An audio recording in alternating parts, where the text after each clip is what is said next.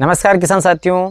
Soybean की फसल में क्या आप भी इल्ली से हैं परेशान और अगर आपने महंगे से महंगे टेक्निकल के स्प्रे भी करते हैं और बहुत से कॉम्बिनेशन मिक्स करके भी स्प्रे कर दिए, लेकिन सोयाबीन की फसल में इल्ली है जो कि मरने का नाम नहीं ले रही है, तो इसके पीछे क्या कारण है और हमें क्या करना चाहिए और यहाँ पर किसान क्या गलती कर रहा है, इसके बारे में आज के इस वीडियो में हम बात करेंगे। तो वीडियो को आप पूरा एंड तक देखिए। चैनल पर पहली बार आए हैं, चैनल को सब्सक्राइब करके बेल आइकन को प्रेस कर दीजिए।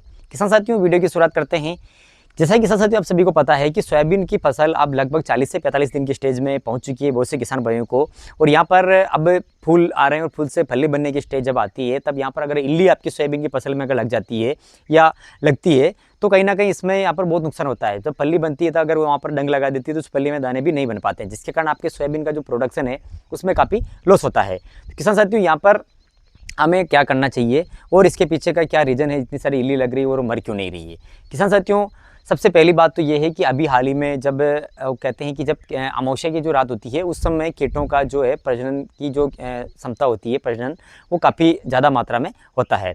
तो ये इसके पीछे एक ये रीज़न भी होता है कि अमावस्या की रात के बाद या उसके आसपास मतलब एकदम से कीटों का या जो इल्लियों का जो प्रकोप है वो एकदम से उसमें बढ़ जाता है। तो एक तो पहली बात तो ये है। और दूसरी बात किसान साथियों, सबसे बड़ी बात कि हम जब किसान जब स्प्रे कर रहा है तो या तो जो इल्ली है उसकी पहचान ढंग से नहीं कर पा रहा है कि वो कौन सी इल्ली है और इसके लिए कौन सा टेक्निकल काम करेगा। और इसीलिए किसान साथियों सबसे पहले आपको अच्छे से पहचान करनी है कि इल्ली की क्या स्टेज है, वो किस स्टेज में है, तब आपको यहाँ पर आपको स्प्रे करना है। जब आप बड़ी हो जाती है उस समय स्प्रे करते हैं तो उसको कंट्रोल करना मुश्किल होता है, वो बहुत मुश्किल से कंट्रोल होती है। इसीलिए किसान साथियों यहाँ पर आप थोड़ा उसको स्टेज को देखिए किस स्टेज में है और कौन सी इल्ली है, और उसके लिए उसी के अनुसार उसका आपको ट्रीटमेंट करना है। और तीसरी बात किसान साथियों, सबसे बड़ी बात यहाँ पर जो मैंने देखी है, जो किसान सबसे बड़ी गलती क्या कर रहा है, किसान साथियों सबसे बड़ी जो किसान गलती कर रहा है वो ये कर रहा है कि डोज, किसान साथियों डोज प्रॉपर नहीं ले पा रहे हैं।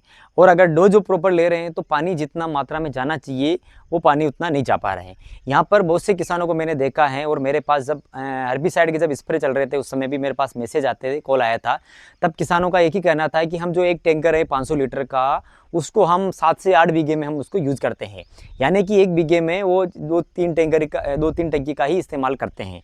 तो किसान साथियों यहाँ पर आपको एक इसका ये सबसे बड़ा जो रिजल्ट नहीं आने का एक सबसे बड़ा कारण ये भी हो सकता है, या तो आप टेक्निकल भी अच्छा ले रहे हो, अच्छा आपने कॉम्बिनेशन बनाकर स्प्रे कर रहे हैं, इल्ली भी छोटी अवस्था में है, फिर भी अगर आप ढंग से अगर आप स्प्रे नहीं करते हैं तो भी आपकी इल्ली नहीं मरती है। क्योंकि इस समय पौधा जब बड़ा हो जाता है तब इल्ली कहीं ना कहीं ऊपर नीचे भी रहती है, वो तो पत्तों के नीचे, वहाँ पर पूरी तरीके से पानी जितना ज़्यादा अगर आप लेंगे और पौधा जितना अच्छा उसको गीला होगा, जितना उसमें पानी ज़्यादा जाएगा तो उतना ही अच्छा आपको रिजल्ट बढ़िया मिलेगा। तो इसीलिए किसान साथियों यहाँ पर आप थोड़ा पानी का विशेष ध्यान रखिए।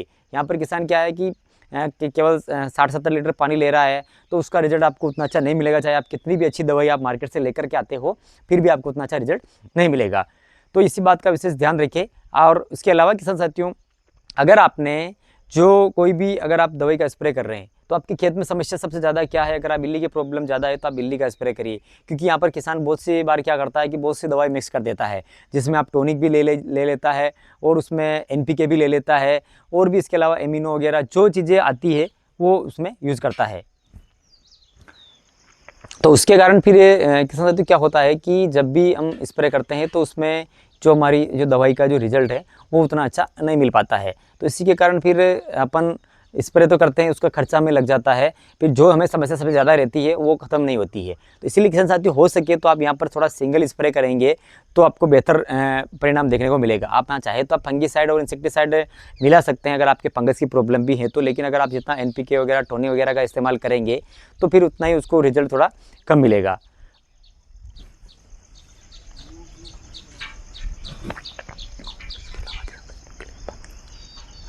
और इसके अलावा किसान साथियों अगली मैं बात करूँ तो जब आप टेक्निकल की अगर हम बात करें, अच्छे से टेक्निकल अगर आप ले रहे हैं तो उसमें भी अगर आपको रिजल्ट नहीं मिल रहा तो हो सकता है कि जो कीट है उस केमिकल के प्रति या उस टेक्निकल के प्रति उसका रेजिस्टेंस डेवलप हो चुका है या वो उसका रेजिस्टेंस पावर बढ़ चुका है, जिसके कारण वो नहीं मर रहा था। इसीलिए किसान साथियों आपको सबसे पहले उस इल्ली की पहचान करना है और उससे पहले आपने कौन सा स्प्रे किया उसके बारे में ध्यान रखना है। और अगली बार अगर आप स्प्रे कर रहे हैं तो उस ग्रुप का टेक्निकल आपको नहीं लेना है, आपको टेक्निकल चेंज करना है। अगर आप हर बार प्रोपेनोफॉस, साइपरमेथ्रिन, इमामेक्टिन वगैरह इसका स्प्रे आप कर चुके हैं, उसके बाद भी फिर अगर आप CTPR का स्प्रे कर चुके हैं, तो उसके बाद आपको टेक्निकल अलग लेना है। आपको वही टेक्निकल आपको डबल नहीं लेना है, अगर उससे नहीं मर रही है तो उसमें आपको क्रॉस में भी नहीं लेना है।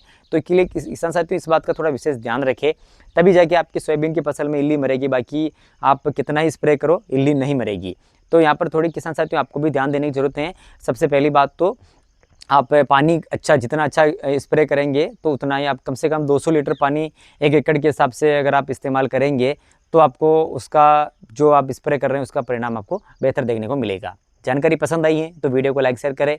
चैनल पर पहली बार आए हैं, चैनल को सब्सक्राइब करके बेल आइकन को प्रेस करें।